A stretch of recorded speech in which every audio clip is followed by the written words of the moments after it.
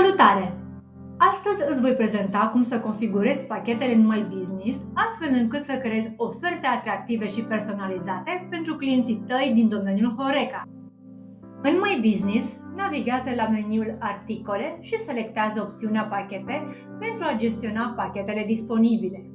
Aici vezi lista tuturor pachetelor înregistrate în sistem. Utilizează filtrele pentru a afișa pachetele active sau inactive, cele adăugate recent, cât și cele adăugate și modificate de tine. Folosește căutare avansată pentru a localiza pachetul dorit după criterii avansate de căutare. Apasă Adaugă pachet pentru a începe configurarea unui nou pachet. Introdu numele acestuia, unitatea de măsură, categoria și alege saloanele unde va fi disponibil pachetul. Specifică tipul pachetului și decide dacă acesta va avea un preț unic de vânzare sau dacă prețul se va calcula pe baza variantelor configurate.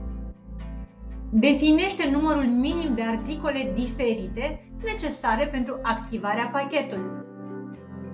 Adaugă o descriere scurtă. Aceasta va fi afișată în POS și în meniuri. Activează validarea automată pachet pentru ca POS-ul să recomande pachetul atunci când sunt marcate articolele componente. Completează codul unic al pachetului, codul de bare și alte coduri necesare pentru identificare în sistemele externe. În secțiunea Articole și variante de pachet, definește variantele ce compun acest pachet. Fiecare variantă reprezintă o categorie de articole. De exemplu, în pachetul Meniul de joi putem realiza variantele ciorbă, fel principal și desert. Apoi adaugă articole potrivite pentru fiecare variantă și poți adăuga câte articole dorești. Pentru varianta ciorbă, poți adăuga ciorbă de legume și ciorbă de perișoare, iar pentru fel principal, friptură de porc cu legume și pulpă de pui la grătar cu cartofi.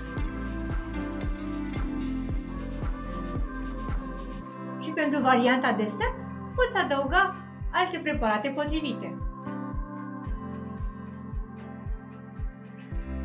Apasă Editare din dreptul fiecărei variante și configurează ordinea de servire, precum și cantitatea minimă și cea maximă de articole alese de clienți atunci când cumpără acest pachet. În cazul în care vom alege tipul de pachet cu preț de vânzare diferit pe variantă, va trebui să adăugăm un preț pentru fiecare variantă. Poți opta pentru prețul de 12 lei la oricare ciorbă aleasă, oricare friptură la prețul de 27 de lei și oricare desert la 15 lei. Prețul total al pachetului va fi suma variantelor configurate. Selectează lista de prețuri în care dorești să adaugi prețul de vânzare al noului pachet. Alege valuta și cota de TVA, apoi adaugă prețul dorit doar în cazul pachetului cu preț de vânzare unic. În cazul în care deja ai configurat un pachet cu preț de vânzare diferit pe variante, atunci prețul este precalculat și nu poate fi modificat. Setează și data de la care va fi activ prețul. Adaugă o imagine reprezentativă a pachetului. Imaginea poate fi afișată la nivel de POS și în meniuri digitale sau aplicații pentru comenzi. Completează informațiile nutriționale în secțiunea dedicată.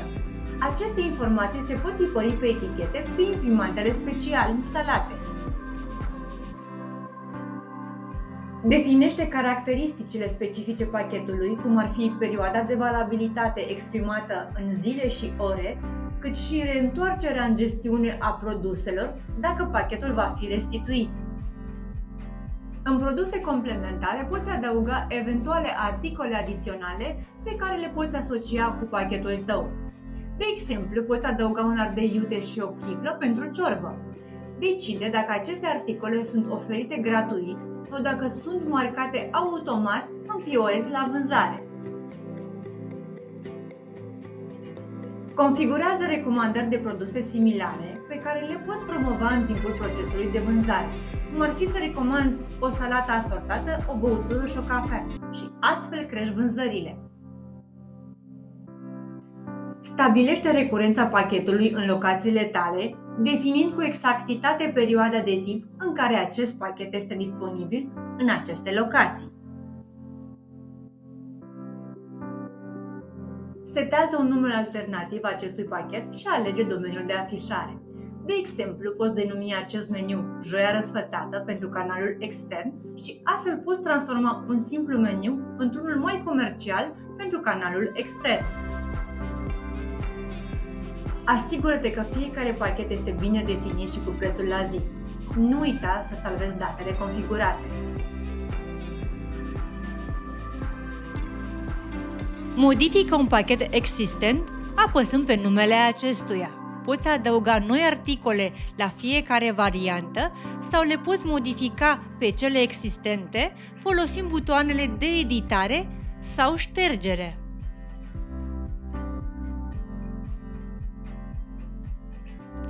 Dacă vrei să scoți un pachet de la vânzare, dezactivează-l.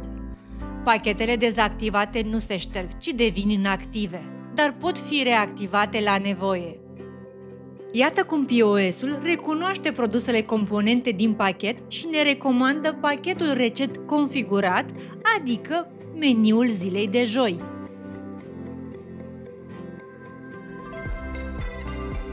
Folosind meniul pachete din My Business, vei putea crea oferte versatile care vor satisface preferințele clienților tăi. Consultă manualul de utilizare pentru mai multe detalii. Mulțumim!